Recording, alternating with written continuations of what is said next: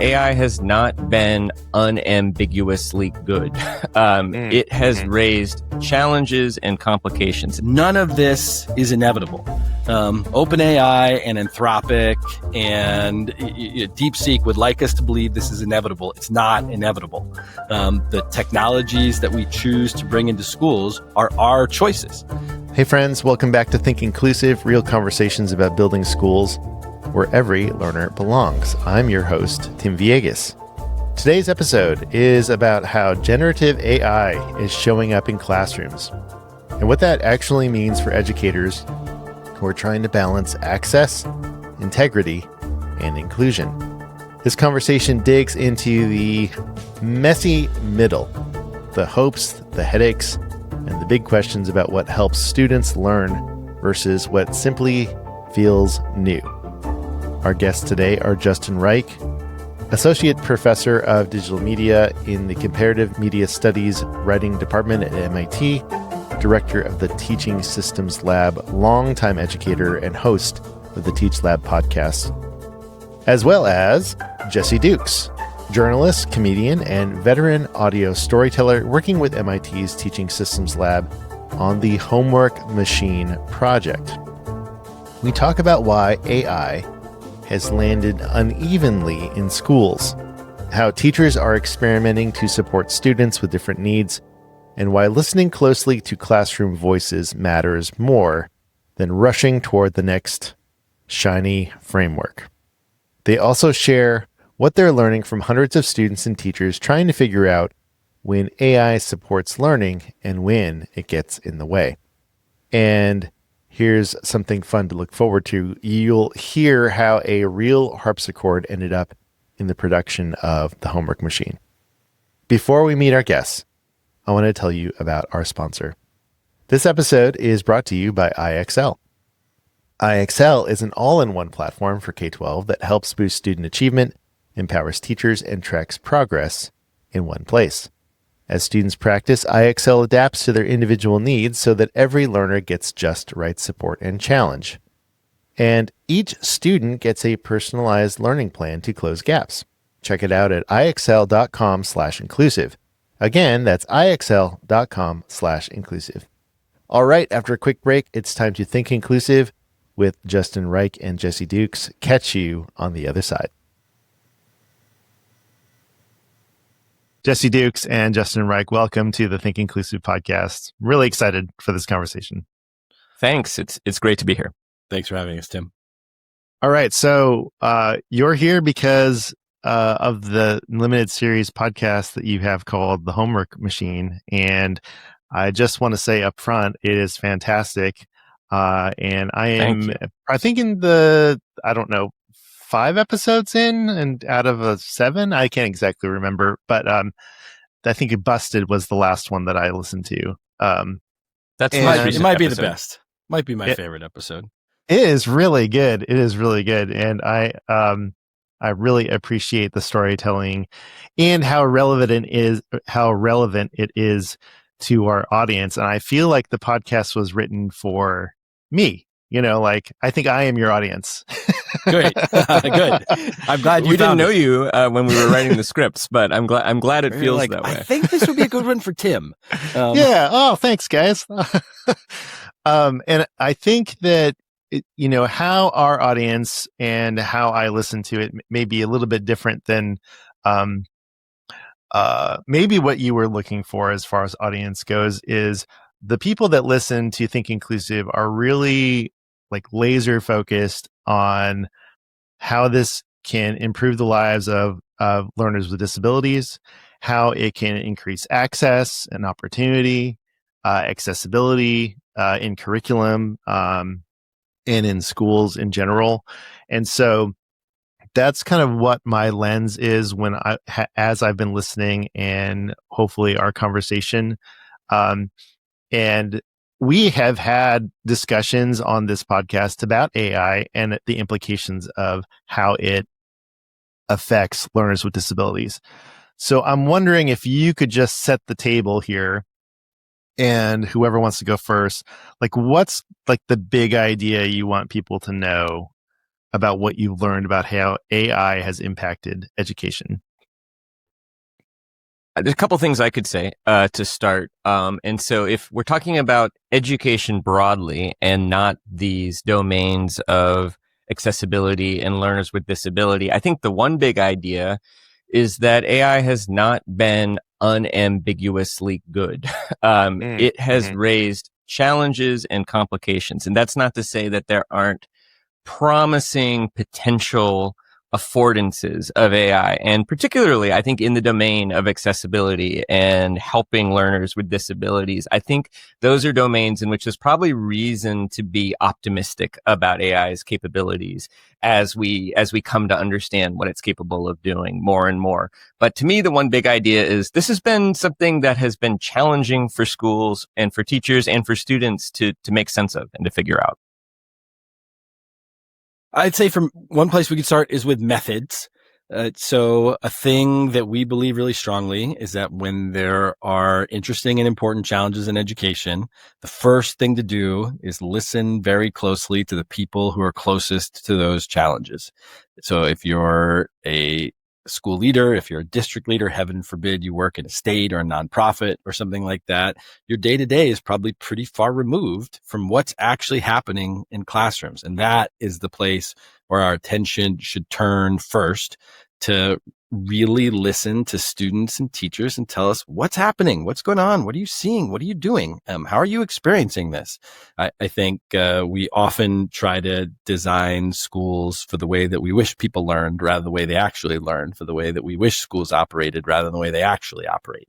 So there's a method thing that's in there, and it's connected to a belief that it's likely that a lot of the good ideas for the best possible applications or the most important constraints and restrictions on GPTs are going to come from the discoveries, the experimentation of practicing educators and students who can tell us a lot about when they're learning, when they're not, what they're seeing, what works for them, what doesn't work for them. You know, they don't always make good decisions, but a lot of times they can tell you a lot about what they're thinking as they're making bad decisions. Yeah, as I've been listening to these episodes, I don't know if this is like an imperfect comparison, right?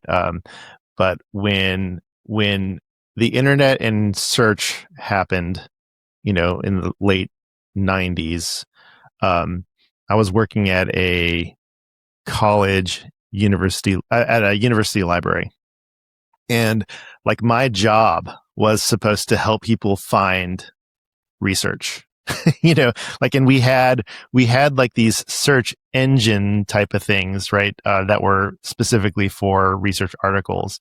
But like then WorldCat and LexisNexis. There you go.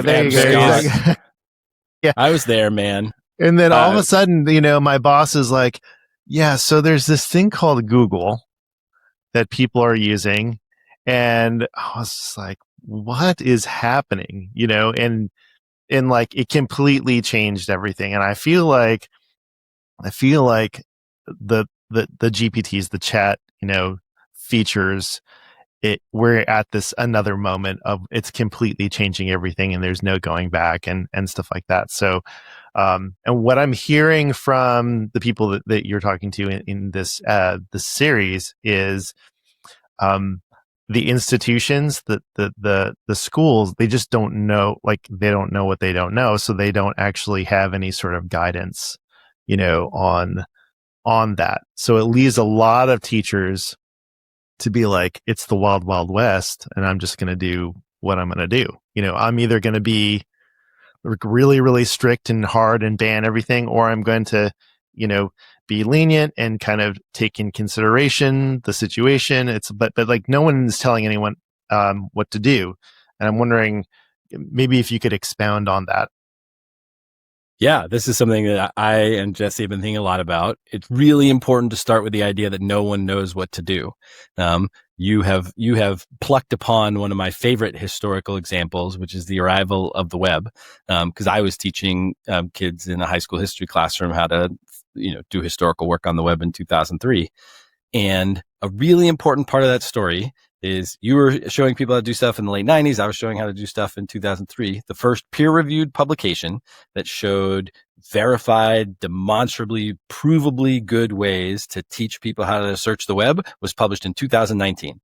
That is a big gap. That's a 20-year gap. Not only that, but you probably remember that quite a bit of the stuff that we taught, that experts came up with in the late 90s and the early 2000s, later proved to be totally wrong.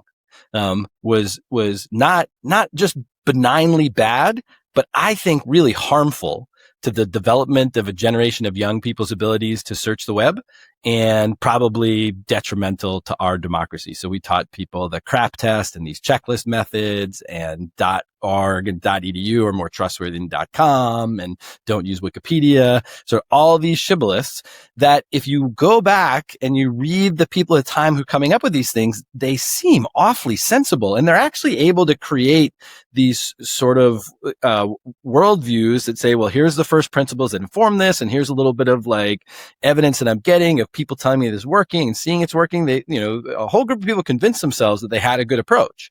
And then we had enough research over time to go, whoa, no. When people apply these methods in real world search context, they do very poorly, like troublingly poorly, and much worse than people who use alternative methods. So to me, that is a real summons for humility. There's a real summons in this moment to say, we don't want to do that again. What we want to do, in particular, I think everyone should be suspicious of anybody who's racing to be first. Anyone who's racing to have, here's the first set of methods, here's the first framework, here's the first acronym, we don't want to be first. We want to be right. We want to be really attentive to people who are doing high quality research, and we can actually look back at what are the things we did well and made mistakes with the web, with social media, with mobile phones. And can we apply some of the best of those techniques of building a field to the challenges that we have now? So you'll probably hear Jesse and I sort of bring a lot of humility to these questions. And then I'm compelled, by my own, past mistakes and errors to push back about one thing you said, which is that none of this is inevitable. OpenAI and Anthropic and DeepSeek would like us to believe this is inevitable. It's not inevitable. The technologies that we choose to bring into schools are our choices. And if they harm learning, we fight them. If they harm learning, we fight. If they're good, we bring them in, we figure out how to make them fit. And we are fortunate to have these generative AI tools showing up in a moment in which educators all around the world are going, remember how we said mobile phones were inevitable and you could never put the toothpaste back in the tube and we just have to accept them because they're part of kids' futures? Actually, maybe we don't. Maybe there's some really good reasons to ban them from schools, because for all the learning potential they have a whole other set of characteristics that makes them unsuitable for creating learning environments in which people develop to their full potential and develop social skills that we think are important, all those kinds of things. If that's what we discover about generative AI tools in 3 years, in 5 years, in 7 years, then we need to not describe them as inevitable. We need to describe them as like under probationary arrival into our schools. And if they're bad, we fire them.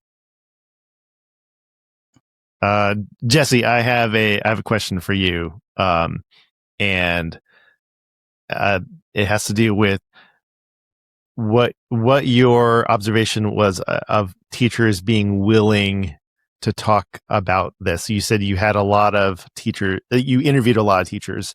So I'm wondering, like, is this one of the top things that are on teachers' minds currently as you've been talking to teachers? Is this like the thing that is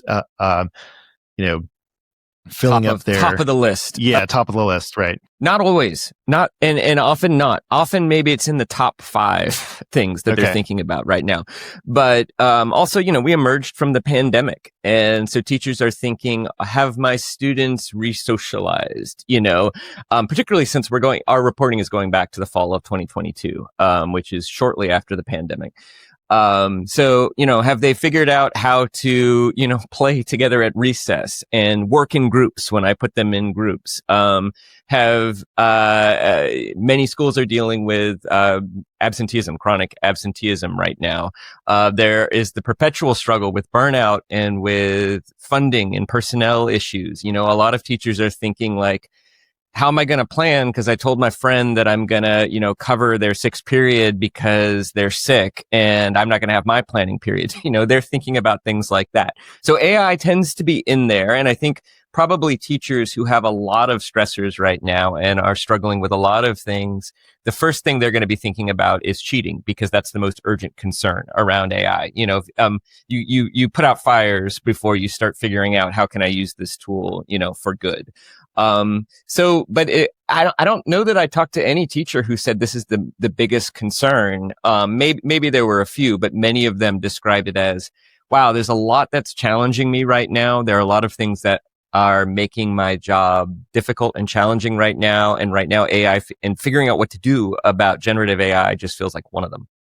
And Jesse, would you say that your sense was that in schools with fewer resources, that in schools that were serving students with more needs and more challenges, it was more common for them to say that AI was lower down the list because these other urgent things, chronic absenteeism, yes, getting enough resources, are higher on the list? Yes. I mean, there might be the occasional exception to that, but yes, on the whole, schools that had better resources and schools that served better resourced students and better resourced populations, more higher socioeconomic populations, there tended to be more breathing room. There tended to be more space, and that meant there tended to be more time to have conversations about AI. And often there would be somebody in the building who kind of made it their job to think about AI, and how do we manage the challenges around academic integrity? And also, how do we start thinking about some of the possible benefits and ways in which this technology can be useful? There are schools that had people like that, and they tended to be more affluent schools. I'd imagine it's going to continue to be challenging because just like, any local school district can essentially make decisions about what they do, right? With curriculum, a school district, and school board decides how they run the school and what the things that they teach, and even with state standards and all that, right? So potentially you could have two schools in the same county of a state that handle AI differently. So you have, school district A that allows it, but with certain parameters, and then you have school district B that completely bans it. So what are the conversations? I don't know if you have interviewed administrators or like superintendents, and like what is their thinking about how they're tackling this problem or issue, I guess. Not as many administrators, a handful. And part of that is that it's been hard to get calls back when you call the superintendent's office. Sure. Often because in many times they're dealing with what feels like probably a more urgent challenge, maybe around funding or maybe around chronic absenteeism or something like that. But I would say, to your point, it's not just that one school or one district in a state might have a completely different attitude and approach to AI. You could have two teachers in the same building with a different attitude and approach to AI. And in many cases, we did a survey partnered with RAND. The results are coming out pretty soon, where we asked teachers if they had gotten any kind of updated policy guidance from their district or from their school. And only 1/4 of teachers said they had. We asked the same question about professional development. Again, only 1/4 said that they had. This was in the fall of 2024, so about a year ago. My sense is that some of the districts have caught up, but in many cases, the school districts just aren't really thinking about it. Or at least when we started doing our reporting, in 2023, 2024, they weren't really thinking about it. And maybe now many of them are starting to catch up. Although I still think if you were to do that survey again, I suspect you'd find a shockingly large number of districts haven't really convened any professional development. They haven't had meetings with their curriculum people and the department heads at their various schools. They haven't updated their academic integrity guidance around AI. I think there's still quite a bit of lagging in having those conversations.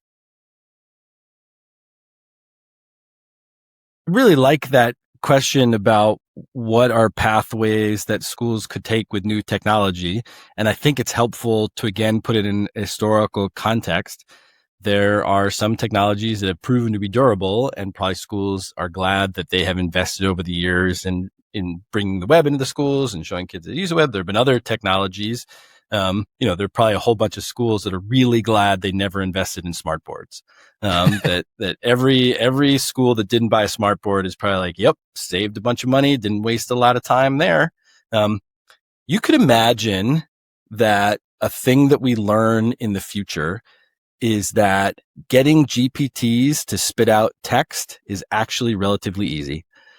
Just doesn't take a lot of specialized training. I don't know, maybe we eventually come up with some good acronyms for things you're supposed to do, or a couple good techniques or things like that. But what if we found out that actually prompting, not that hard, but discerning the quality of output is really, really hard? That a really unfortunate thing about GPTs is because of the probabilistic models underneath them, even on very similar tasks. Sometimes they have really good, useful, meaningful, relevant output, and sometimes they have lousy, crummy, inaccurate, hallucinated, false output, both of which are presented with equal levels of confidence. And it could be that the main thing that you need to discern between good output and not good output is domain expertise. And the heart of domain expertise actually is knowledge. That the main thing that you need, if you're asking GPT to give you a bunch of advice about how to plumb a new building or how to fix a plumbing problem, is to know a bunch of stuff about plumbing. To know whether it's telling you something that makes sense about plumbing or is a terrible, terrible, dangerous, flood-worthy idea in plumbing. And there's no acronym, there's no like AI literacy that will help you with that. It's domain knowledge. Now, the good thing about that story is that the one thing that schools in this country have tried to do for the past couple 300 years is try to teach kids domain knowledge. So it could be actually the most important thing to do to prepare people for an AI future is not anything related to AI literacy. It's just helping them be well-rounded, smart individuals. The story I've just told you could also not be true. It could be that actually we determine that there are some domains, that there are certain kinds of techniques or skills which can help you figure out what problems are amenable to AI, what are not, how to use them more effectively, how to not. But from the outset, I don't think we could say confidently that a school that goes all in on AI is going to prepare students better for their future than a school that says, no, we're going to go all in on the things that we're already really good at. We're going to invest the bulk of our time in places where we already have investments because the best way we can prepare kids for the future is A, teaching them a bunch of stuff and doing the things that we already know how to do well. And there's good reasons to believe from the last 20 years of sort of technology literacy efforts that actually school systems are really, as much as I love them, as much appreciation as I have for all the educators, they're not that good at this. If you look at the technology skills that our students have graduated with, you watch a kid endlessly scrolling on their phone, and we're not that great at social media literacy. You look at the research outcomes on students searching the web, and we've totally failed that in important ways. If you've ever asked a recent graduate to save a file to a folder, then you know that they're not particularly good at, sort of whatever productivity software, understanding fundamental computing architecture. It's just the school systems, as of 1980, like the curriculum was pretty packed. There's not, and there's no school system that I know that said, oh, you don't have to do French anymore. You don't have to do art anymore. You don't have to do world history anymore because we're going to replace that with computers. They've all said, we're going to wedge computers. I mean, this as your work as a librarian. We're going to wedge web literacy into this like 37 minutes that the librarian has with the fourth grade twice a year. That doesn't work. and quite possibly we're going to try to do with AI literacy similarly will not work.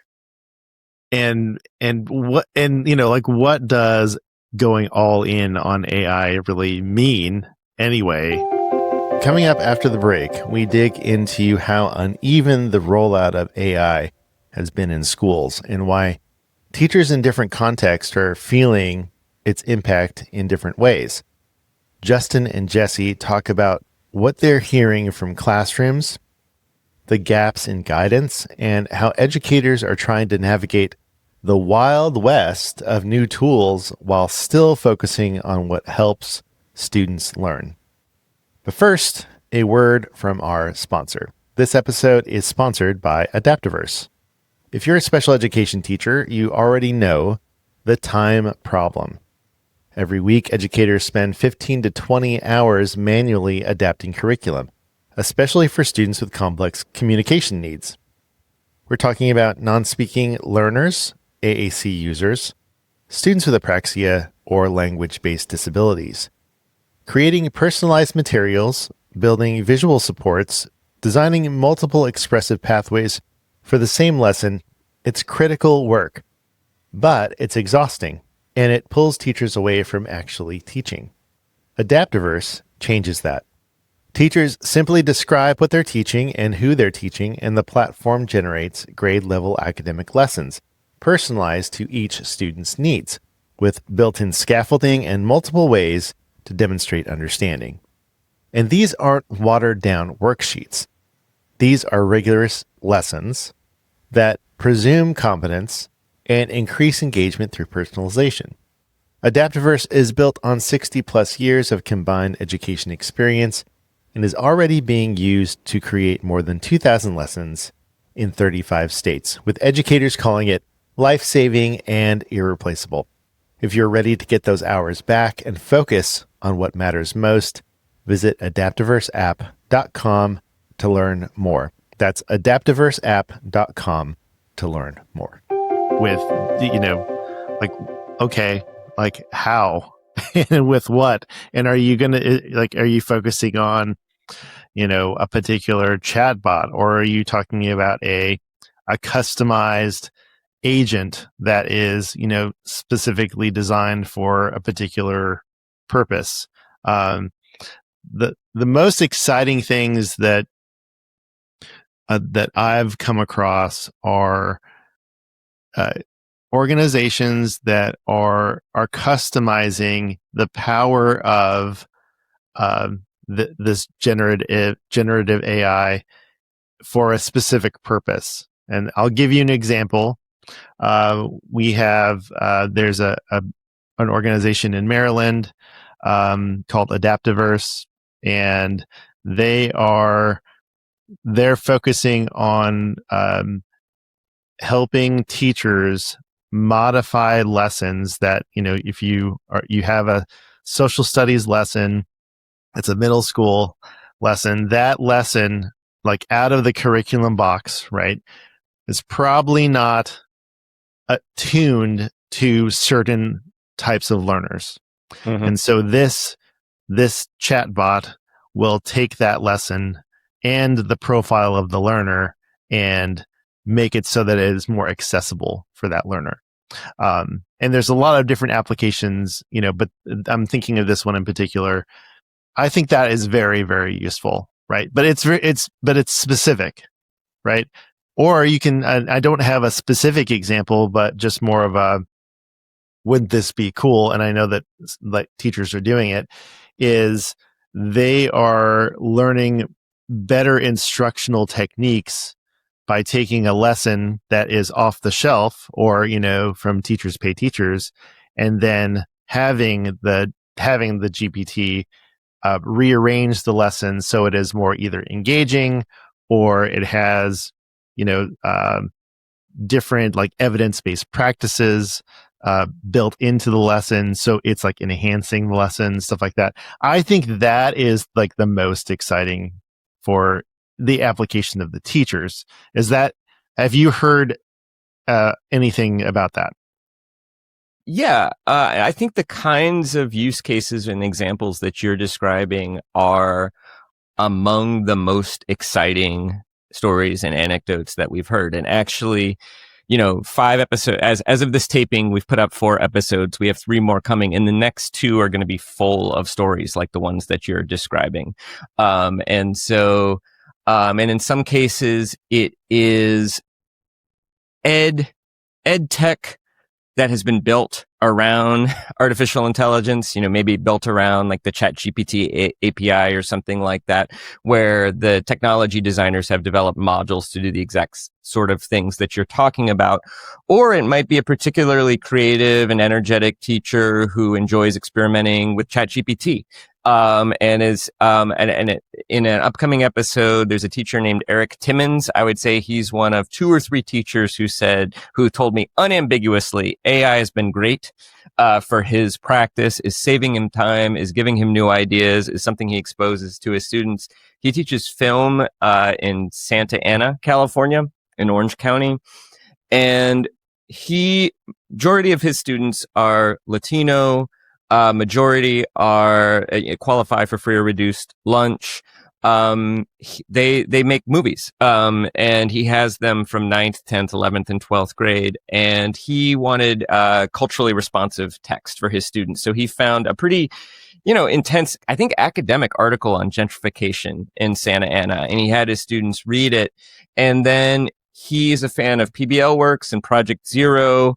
And he asked ChatGPT essentially to design some in-class activities that would be follow-up discussions, bridge activities based on those curriculum designers for his students. And then, ChatGPT does that in 1 or 2 minutes. And then as a veteran teacher who's been doing this kind of teaching practice for, at least a decade, I think, he's then able to take what it gives him and shape it based on his own experience, based on his own expertise, and also based on his own knowledge of his specific students and what they're interested in and how to engage. And I think Justin likes to point this out.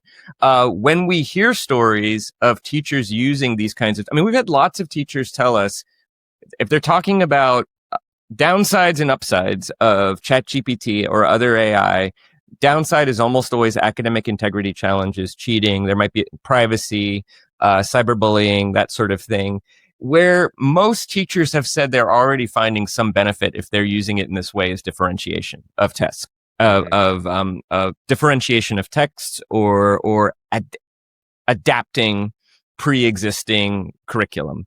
But I think, Justin would point out, and maybe I should just let Justin do it, that often the teachers who are doing this effectively or purport to be doing it effectively, they could probably do what they're getting the AI to do on their own. The AI is just doing it more quickly, and it's doing it with a lot of supervision from the teacher. Mm-hmm.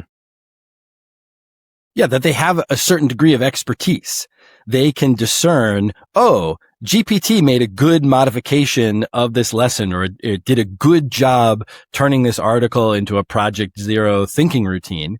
Whereas a novice teacher will just trust conceivably would just trust the output of a GPT, even when it's bad, even when it doesn't create a good lesson.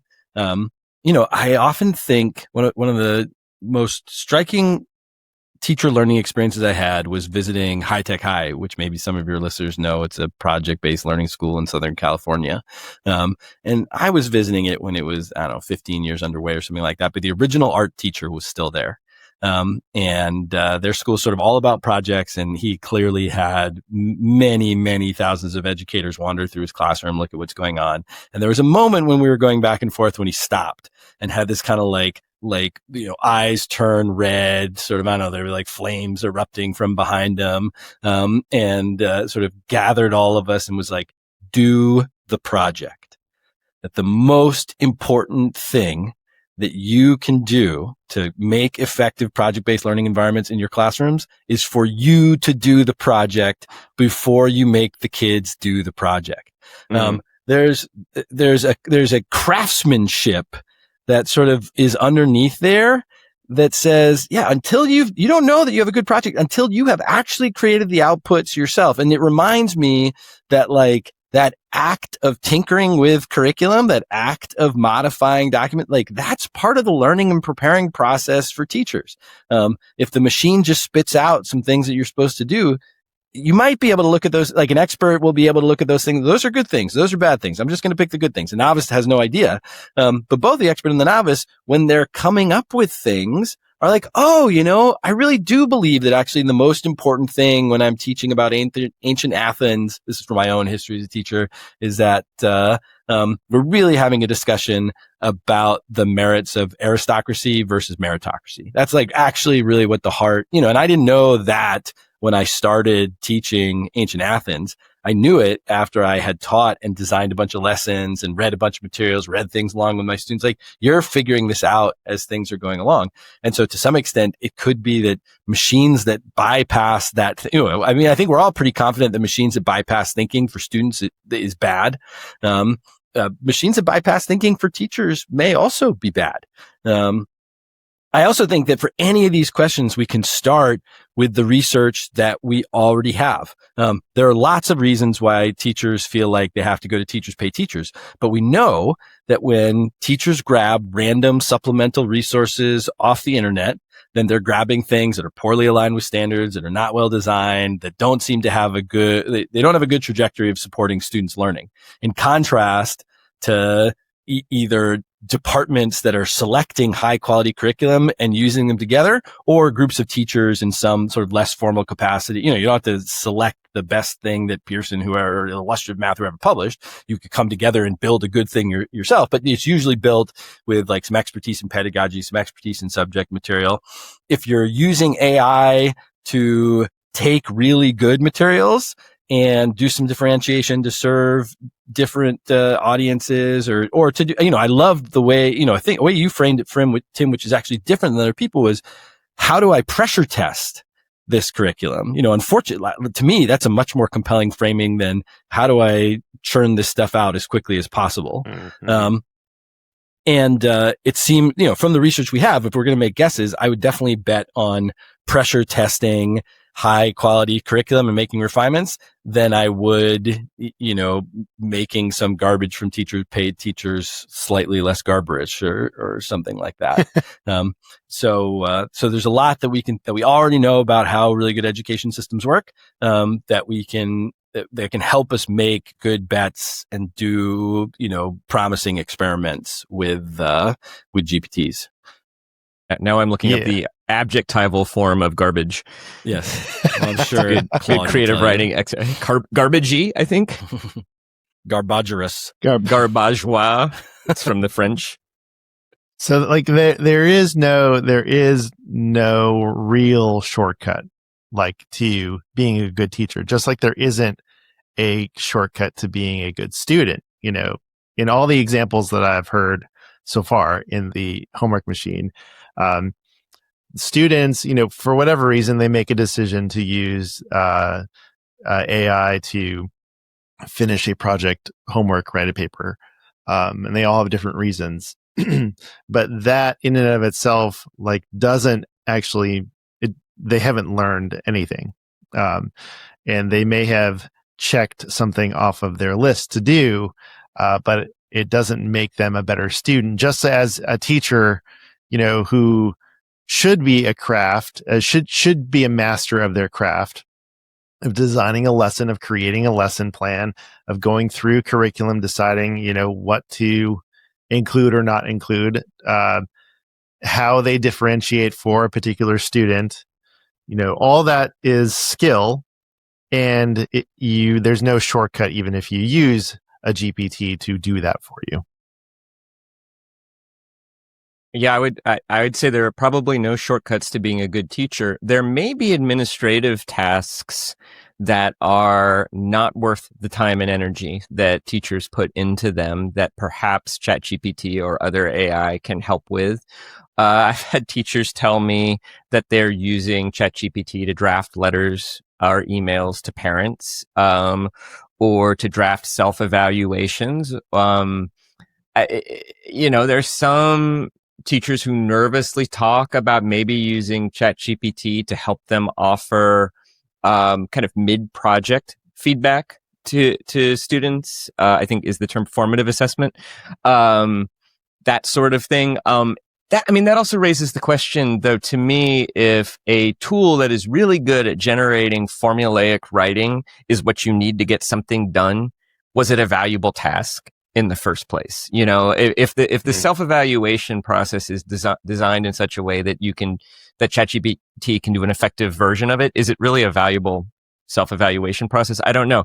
But I do think that that teachers do say that there are some, you got to do them administrative tasks that they might be able to find, assistance from AI, for which they might be able to find assistance from AI. But I do think we should generally be cautious of efficiency arguments. I was actually standing around my kitchen today, like efficiency arguments, man. Like these people have played us for like a century. Like, oh, you've got vacuum cleaners and dishwashers and laundry machines, and now it's going to be super easy to keep your house clean. And say like, no, it's not. Like, it's still a lot of work to do all these things because you the historians of science and the sociologists of work can tell us all about how efficiency gains make us keep buying these machines, but then we get held to higher or different standards or something like that. And then actually education has some ready examples of things that we thought were going to make our lives more efficient that ended up doing something really different. Like the Scantron machine made grading really efficient. I don't think there are a lot of educators today who are like, man, I am so glad the Scantron machine made multiple choice such a central part of our education system. Like, that's really making learning better. I'm really able to spend my time on the most important things because of the Scantron machine. Another great example to me, and really a more frightening example in some ways, are online grade books. I went to my daughter's middle school first day a couple of years ago, and pretty much the entire parents' night, there was 2 minutes of this is what we're going to teach in each little mini class. And then 17 minutes of here's how to go into Power School. Here's how to go into Google Classroom. Here's how to look at kids' grades. These zeros don't count, but these zeros do count. And if you see this kind of zero, it means you should probably give me a call and figure out what's going on. I was just so bummed that what I really wanted was 20 minutes of them telling me what books they were going to read and what the poetry was like and what their approach was and how they do math and, maybe their phone number in case something goes off the rails or something like that. And so online grade books were sold to schools. Schools bought them saying, oh, this is going to make the process of recording and reporting grades more efficient. And instead, what we got is in a lot of schools, we have basically replaced our parent-teacher communication systems with these online, we've created a system where what we'd like you to do is surveil your have the capacity to surveil your students' grades daily, and get in touch with teachers when something in that data prompts you to do so. And I think most people think that's a terrible system for most kids. It could be, and in some cases, actually, it's probably pretty helpful for some kids. But in a lot of cases, it's a disaster. And not only is it bad, but I think if you went to any school, 13,000 school districts in the United States, I think if you went to any of them and said, when you bought online grade books, were you trying to change parent-teacher communication? They'd be like, no, definitely not. That is not why we bought this thing. But they did. And so I think a lot with GPTs and in the domains in which you're claiming to be more efficient, in what ways might we actually just end up doing something different, and why might different be bad? I mean, one good thing about educators is I think that we have, there's certain, we have an appreciation for efficiency and elegance, but also most educators have a certain skepticism of efficiency because we know that a worksheet that a kid can dash their way through really, really quickly is probably not as good as a learning experience that has some productive struggle, that has some friction, that has some places that are really prompting thinking rather than, prompting struggle rather than prompting smoothness. Well, and just to be clear, Justin, are you saying that teachers and school leaders should not be experimenting with AI systems to see if they can find accessibility gains or efficiency gains or automating tasks that might scan as a waste of time so that they can spend more time, building relationships with their students or on the tasks that they know do support learning?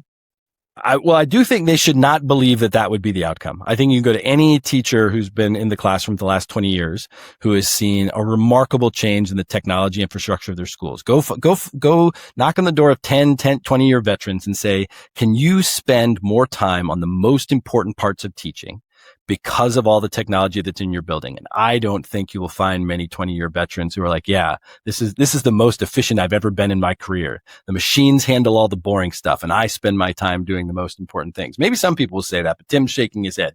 I'm just remembering how many times I had to, I had to fight with the smart board or the Promethean board or the technology in the middle of a lesson because it wasn't working, right? Yeah. The GPT, and you're getting. I mean, I was at a funeral the other day and was talking to a friend of mine, and the teacher was like, "Yeah, I had GPT make some quizzes, but they had stuff that was wrong on them." Actually, there's a joke in software engineering, which is for every hour you save coding with a copilot, it'll cost you an hour in quality assurance down the line.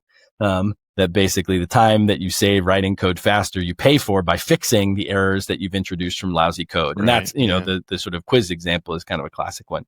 Cut to 30-second podcast ad about AI-powered edtech.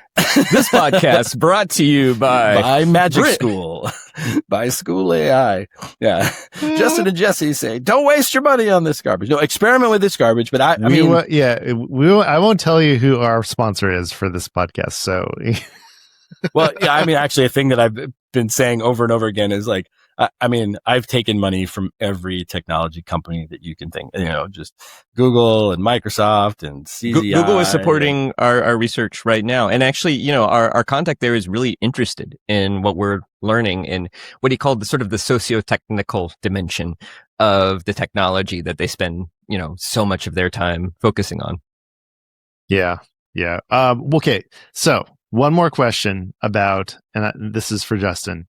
And then I do want to get into the weeds just a little bit about the podcast production side of it, because Ariel worked with you, right?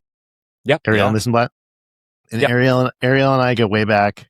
We produced a podcast together called Trailer Park. I'm a fan of Trailer Park, the podcast. Okay. Good. And I was living in a trailer that looks like the trailer on the Trailer Park podcast cover.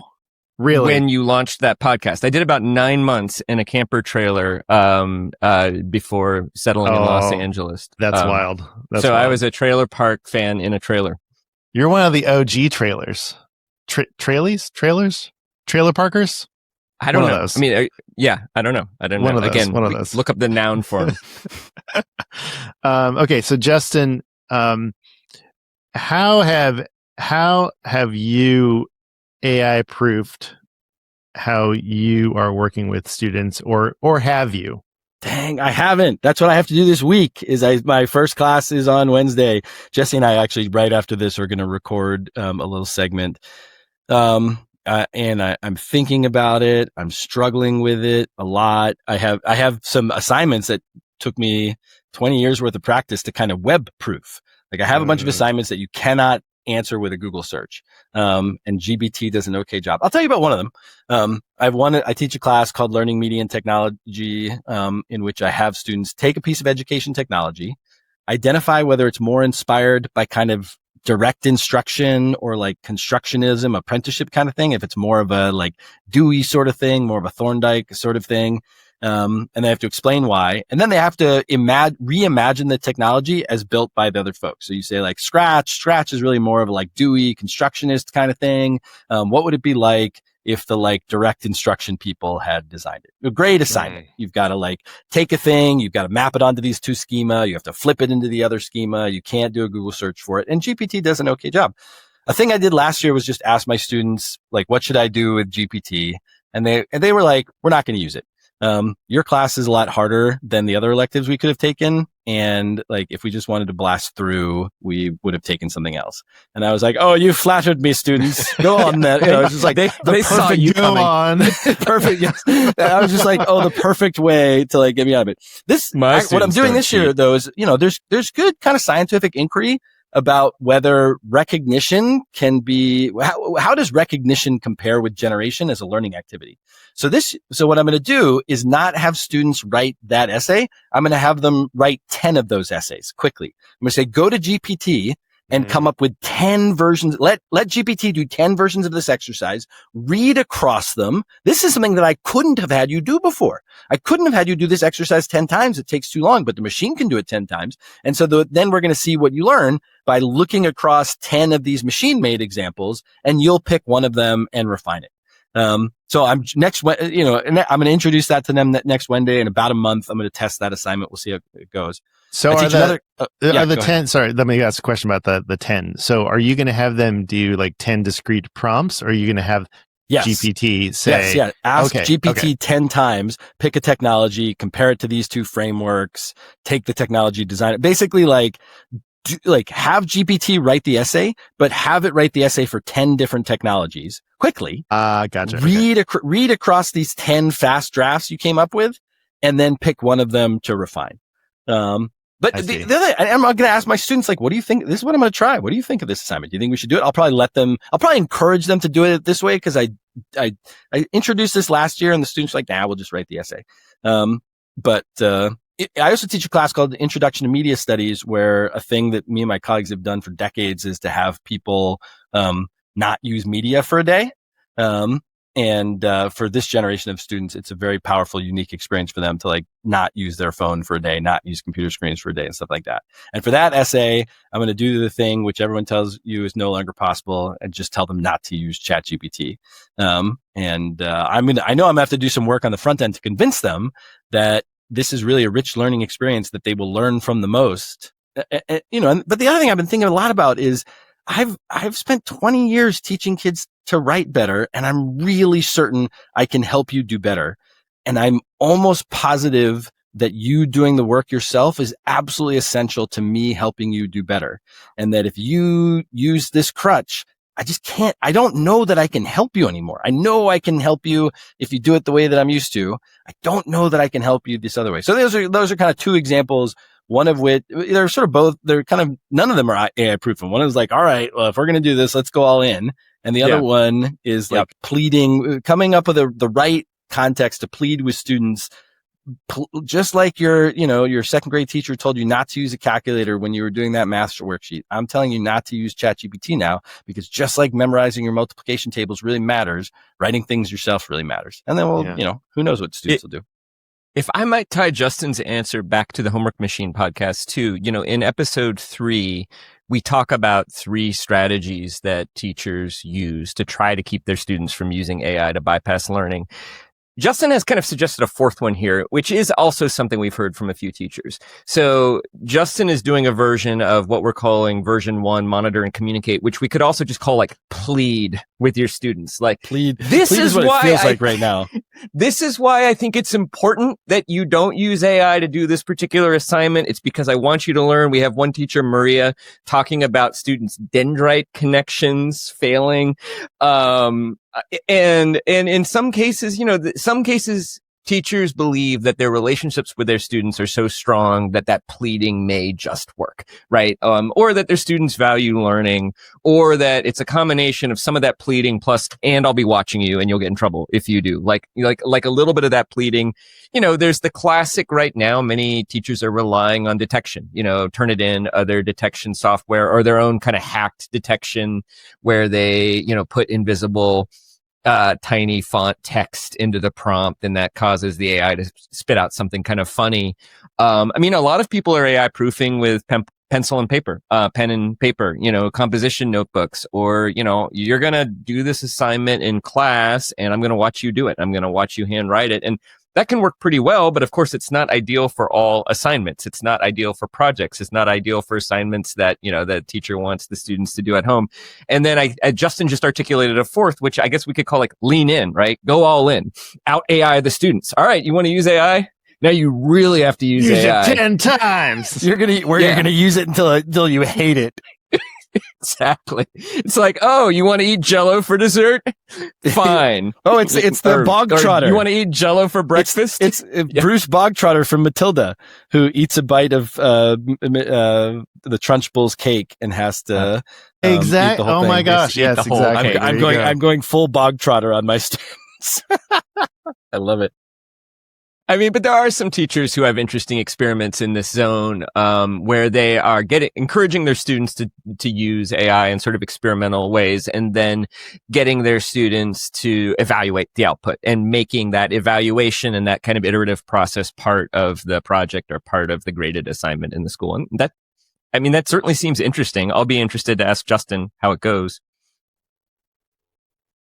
Well, the homework machine, every single episode I've listened to has been fantastic. I encourage everyone to listen and subscribe wherever you get your podcasts.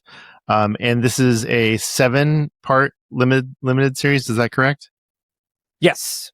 And then we may have some episodes. Bonuses. Okay.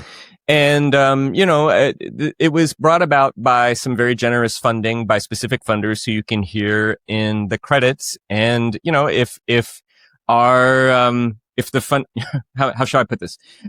If we're able to convince more funders or the same funders that a second season would be a good idea, we'd be excited to do that. We've also talked about maybe, the second season is the distraction machine, all about mobile phone bans and restrictions and how that's playing out in schools. I think that would be a fun season. Justin and I probably have an overdue conversation about what we do next after the homework machine. But right now we're still in the midst of production, and that's about all I can think about. I got to edit for episode 5 coming up pretty soon. I gotta crank on that in just a few minutes here. I love it. We are right up at the top of the hour. Can you stay a little bit longer? I can. Yeah, I can do another 5 or 10 minutes. Yeah. Okay, great. So one podcast related question, just kind of the process, because the storytelling is really compelling. Sound design and the music is wonderful. Justin, you were saying that the harpsichord is like a literal harpsichord is a real harpsichord from the MIT Music and Theater Department. That somewhere there's an email chain that's like, Justin, Justin, do you know where I could get a harpsichord for one day when I'm in Boston or Cambridge? And Justin, in fact, I believe Elsa, Justin's wife, came up with the Harpsichord Connect. If I remember correctly. I think I went to. I think I knew enough to go to music theater, the music department. But here's me not realizing that MIT had a music and theater department. So it's actually really good. We just built a giant new building. Just about every enormous number of kids play instruments, which probably doesn't surprise you. The kids who are both nerdy on machines and other science things, also like violins and pianos and guitars. And what is a musical instrument but a technology for beaten by their parents? Yes. Yes. Part of why I knew that they would be very likely to have it is that I used to teach on the floor where a bunch of the practice instruments were. I had a classroom that was kind of across the way from this like hallway full of semi-soundproof practice pianos, and you'd like walk by and hear sort of beautiful music on your way into class to lecture kids about MOOCs or something like that. And when I was a kid in Charlottesville, Virginia, before my dad went back to grad school and eventually got a PhD, his job prior to that was that he was a piano tuner, and he would often tune the piano, and I think a harpsichord as well, for the University of Virginia's music department. And so I was aware that I knew that there would be kind of an infrastructure around potentially a harpsichord at a university too. We guessed, and we were correct. Oh, fantastic. And I'm wondering, is this the choice to make this a narrative series? Had this been just kind of a dream of y'all's, like, I really want to tell this story and we're going to tell it this way? Or how did that come about, the choice to make this a narrative series? I can take a stab at that, and Justin, you can tell me if you agree with this historical. So Justin brought me in when I was a freelancer. Well, we've done some other work together before. And when the TeachLab podcast started, I was a consultant. I was working full time at WBEZ then, but I helped Justin and his team with some production tasks and also kind of ideation, thinking through the different formats they could use. Yeah. Some early editing, some early, also, just some early work when they were first starting the TeachLab podcast, which was mostly an interview driven, sort of two-way interview driven podcast.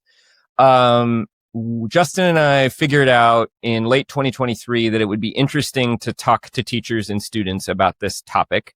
And we thought, well, maybe we could find some grant funding. And when we did find some, the first grant came from the Spencer Foundation. I always thought these stories are incredible. These are teachers. They're adapting to a disruptive moment. And there's some really wonderful human stories here. It would be great if we could tell a narrative podcast about this and not just do academic publishing or not just do a series of two-way interviews, which can be a great podcasting format. We didn't really have the funding at that point, but we kept applying for grants and we had a pretty good track record. And I think because it was my background and because I had sort of a vision for it, Justin agreeably went along with that once the resources fell into place. And I think also once I shared some of the initial stories from the field, I don't know, but Justin, does that agree with your sense of the last 2 years? Yeah, it is funny how, a crucial thing was Jesse helped. We got some money from the Office of the President, me and another couple of professors, to write, like, what do we think about AI in education? And we decided at that moment to do a few interviews related to them. I was probably, my colleagues probably happy with it, but I was probably one to push for that. Like, actually, you've got to talk, like, can't just sit here on Mass Ave and tell people what should be happening in school. We should probably talk to them. And that gave us sort of, and then Jesse, I think Jesse first, like, helped pull together some materials from some interviews we did, and then did some new ones. And then it kind of snowballed from there. But the generous support of the Jameel World Education Lab, Spencer Foundation, MIT's Social and Ethical Response in Computing Initiative, and then eventually a Google Academic Research Award. It was fortunate to be in a moment where if you're an academic, coming up with little bits of money to do an AI research project was not as hard as it might be in the future. And, Justin had a podcast already, and I had a background in this kind of podcast production. So, that was already in place. The other thing that's already in place is just like my research group has very long believed that when things are going on in education, you talk to teachers and students first. That the expertise that's often missing is that which is closest to the problem and the challenge. And in part because I spend a lot of time with policymakers and researchers and stuff like that who are just who are not closely anchored to what is actually happening, and it makes them less useful. Thank you for indulging me with that. Just behind the scenes a little bit.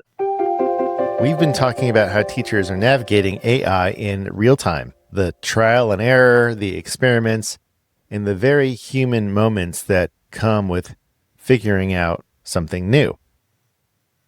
Before we wrap up, I asked Justin and Jesse a mystery question that takes things in a much more musical direction.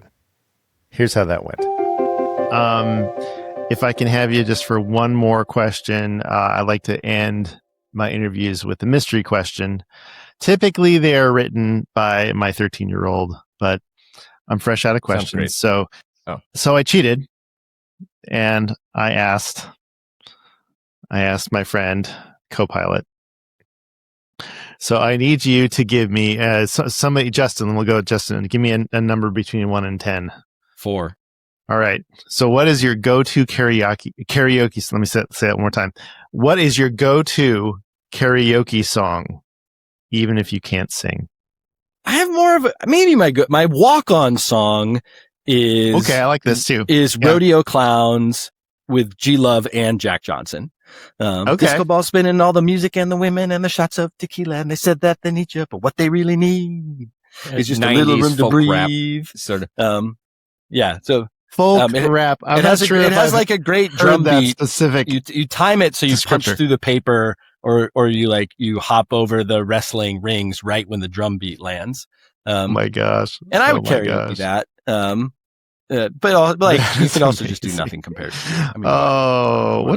What about you, Jesse? Do you have a walk on song or a karaoke song? I was thinking I should get a walk-on song. I don't really have one. A few years ago, I won second place at the WBEZ holiday party / talent show karaoke with my rendition of Billy Joel's Piano Man, which is an excellent anthemic sing along, people have been drinking a little bit type song, even though it's maybe a little bit cheesy. I'll stand by Piano Man as an excellent karaoke song. And it's in my range. I can just about hit that high note in the chorus. So that's important. I don't think that Nothing Compares to You is in Justin's range, but I don't think that he wouldn't let that stop him if karaoke was on the line. Well, my wife and I really like to sing Total Eclipse of the Heart. So sure. good. As a duo. And I used to play music. I used to be in bands and stuff like that. But karaoke was actually not my favorite thing to do. I would much rather hide behind a guitar and, than belt my heart out, my voice. But anyways, are you in LA?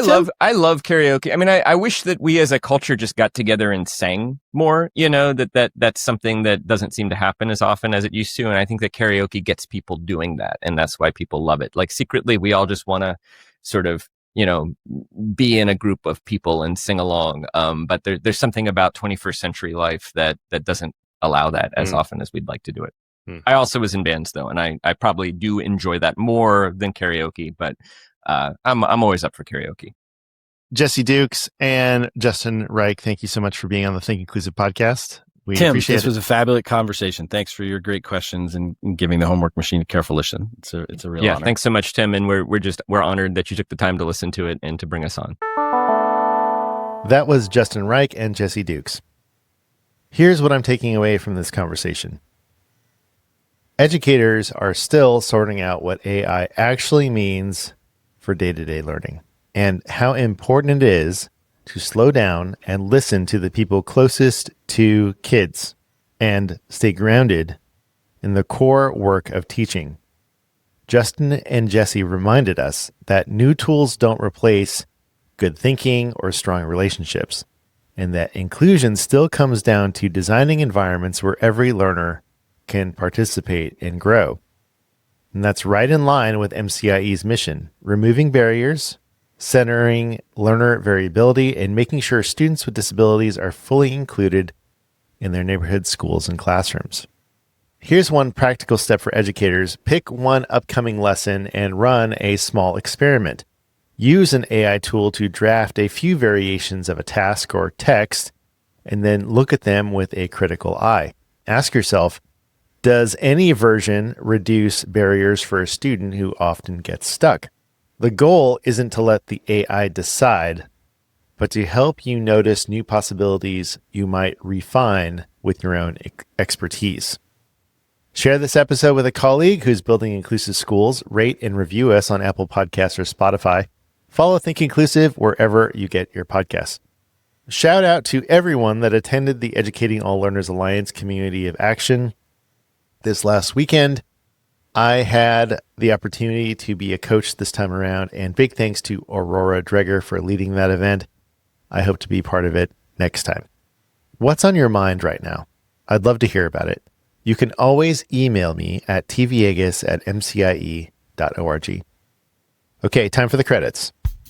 Think Inclusive is brought to you by me, Tim Viegas. I write, edit, mix, master. I basically wear all the podcast hats and the baseball caps. This show is a proud production of the Maryland Coalition for Inclusive Education, scheduling and extra production help from Jill Wagoner. Our original music is by Miles Credich with extra vibes from Melody. Big thanks to our sponsor, IXL.com and Adaptiverse. Visit IXL.com/inclusive and adaptiverseapp.com. Fun fact, over 70% of all images posted on social media are either AI generated or enhanced with AI. Oh, yeah. And that doesn't even include videos, which are even harder and harder to detect if they are authentic. So what does this all mean? I don't know.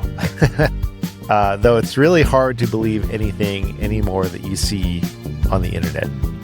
How are you feeling about AI? Are you adopting an AI practice in your teaching or in your life? I'd love to know about it. Email me at tviegas@mcie.org. I read every single message. And if you've made it this far, you're officially part of the Think Inclusive Inclusion crew. Want to help us keep moving the needle forward for inclusion? head to mcie.org and click the donate button. Give $5, $10, $20. It helps us keep partnering with schools and districts to move inclusive practices forward and support educators doing the work. Find us on the socials almost everywhere at Think Inclusive. Thanks for hanging out. And remember, inclusion always works. From MCIE. Podcast roll. Welcome in.